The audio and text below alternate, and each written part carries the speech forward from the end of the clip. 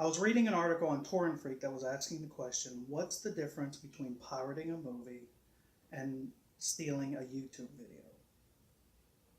They argue that on a technical level, there really isn't much difference between the two.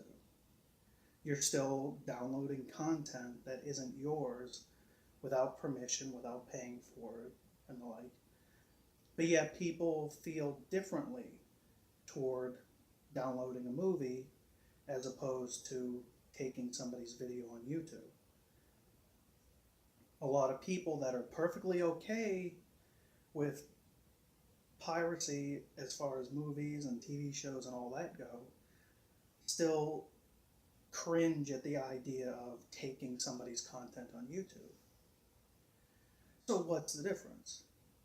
Well, for one thing, you have to look at what the motivations are as far as piracy goes and what are the feelings as far as that goes. And there have been studies that have been done over the years, including a couple within the last year or two, that have found that the reasoning behind piracy, or the reason that people do it, it varies from person to person. Most said that it was for financial reasons and availability. That they either didn't want to or couldn't afford to pay for it, or that they were hesitant about spending their money on it because they didn't know, so they do the try it before you buy it thing. There's also problems like geo-restriction, where something just is not available in a certain country because of licensing deals and all this. And when you ask these people what would make them stop pirating, they would say if the content was easily available and affordable, then it would encourage them to spend money. And in fact, other studies that have just come out within the last year or two have found that pirates on the whole actually spend more on content than non-pirates, especially hardcore pirates. That of the people that buy content, pirates tend to buy more than the average person.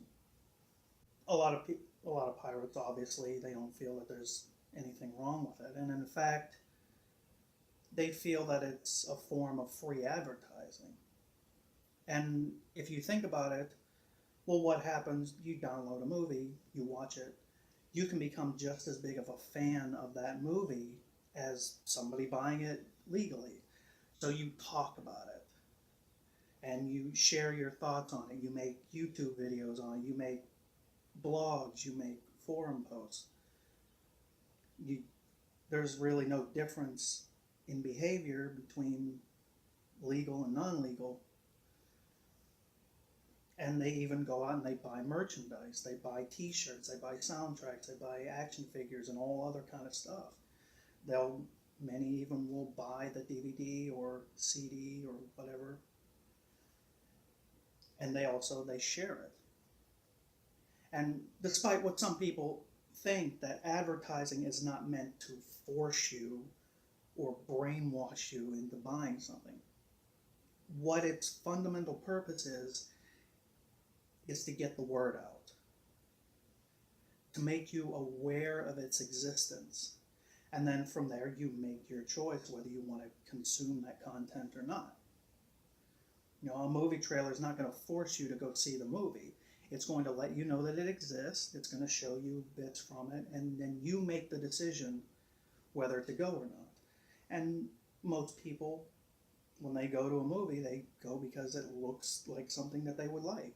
And things like CinemaScore, which polls people coming from movies, they find that the vast majority of people that actually go to the movies enjoy it. That it's only a small minority that come out of a theater disappointed. Because most people, they know what they like. So they go see it because they know they're going to like it. And with piracy, you're sharing the content, you're letting people know, you're getting the word out still. So in a way, it's true, it is free advertising. And you look at what are the most downloaded movies and TV shows, and They're the most popular ones, the ones that make the most money. So there is something to that. I'm not going to get into whether it's right or wrong or whatever, but on a fundamental level, that's what it is. And you're getting content that is restricted. And that's where the core difference is. And what's the difference between YouTube and pirating a movie is that when you pirate a movie or TV show, it's behind a paywall. It's not openly available to you. And a paywall is just another form of limiting the availability. I mean, you have to pay for it. You have to either buy the CD, buy the DVD, pay for a movie ticket, pay for a streaming service, whatever. So it's not openly available. And many people feel it's not affordable either. $20+ for a Blu-ray, or depending on where you go, it can be $10 for a movie ticket. And if you're a family of 4, it adds up. So they say that you open up the availability, make it affordable, they're more likely to spend money on it. A YouTube video is not like that. A YouTube video is completely free and open to everybody in the world for the most part. I'm sure there are content creators out there that limit by location and this kind of thing, and by platform, non-monetized platforms. But I don't know of any that actually does that. The vast majority, they want people to see it. They want as many people to see it as possible. So they're not going to limit who can see it.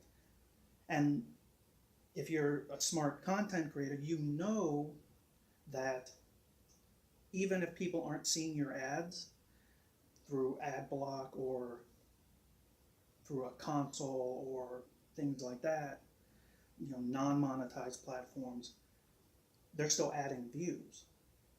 More views, more likes, more subscribes, all of that adds to the ad revenue that they're getting. So they're not going to want to block people from seeing it. So it's widely available and it's free. And what's the motivation behind downloading a video?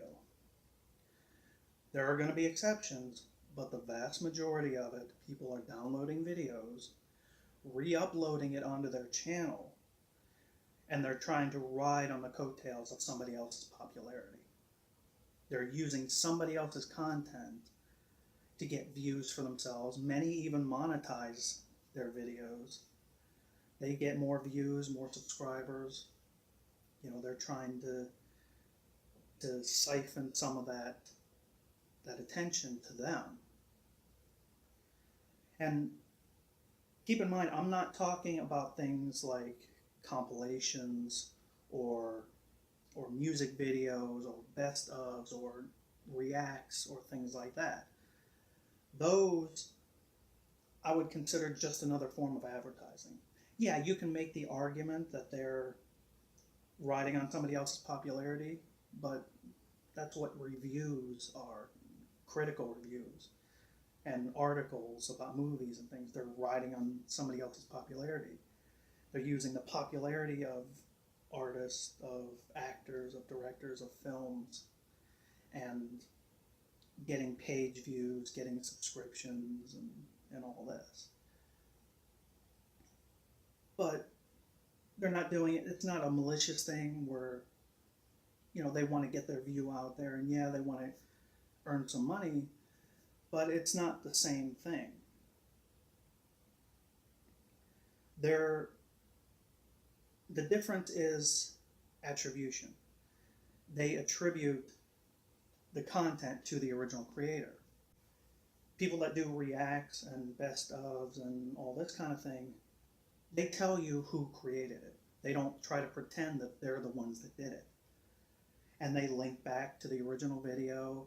maybe even the original channel, and they mention, sometimes even in the title, who did it, what their channel is, what their username is, and they let people know who made it. And they can filter views back to the original creator. It's another form of advertising. But the ones that I'm talking about don't do that. They don't link back to the original channel. They might not even let you know that it wasn't created by them. I've even seen where people will download a video, re-upload it on their channel, and even copy and paste the description exactly. And they try to pretend that they created it. And what that does is it siphons views away from the actual creator. People search, or they see a video and a recommendation, and it might be to that. And I've seen a number of cases where a stolen video has actually had more views than the original.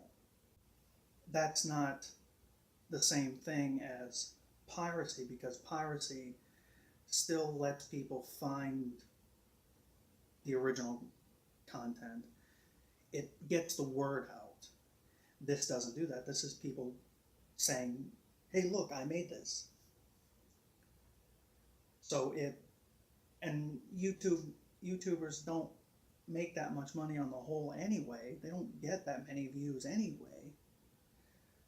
And you're taking what little they have and giving it to yourself. That's really the fundamental difference here. And that's not even getting into certain other things where people will re-upload somebody else's video for the purpose of insulting them, attacking them, so-called autist and cringe channels where people are stealing videos. Sometimes they'll even change the title, and they're doing it for the sole purpose of making fun of somebody else, of attacking somebody else. And like I said, yes, there can be exceptions to all this where, somebody's channel gets taken down so other people re-upload their videos so that it's available, archival stuff. But that's a rare exception. The majority is people just trying to take popularity for their own gain, and without giving anything back, even attention. That's why for a YouTube video it's stealing, whereas you can make the argument that it's not. They can't prove a lost view or a lost sale from a pirated movie, but you can prove lost views from a stolen YouTube video. And in the end, that's really the difference.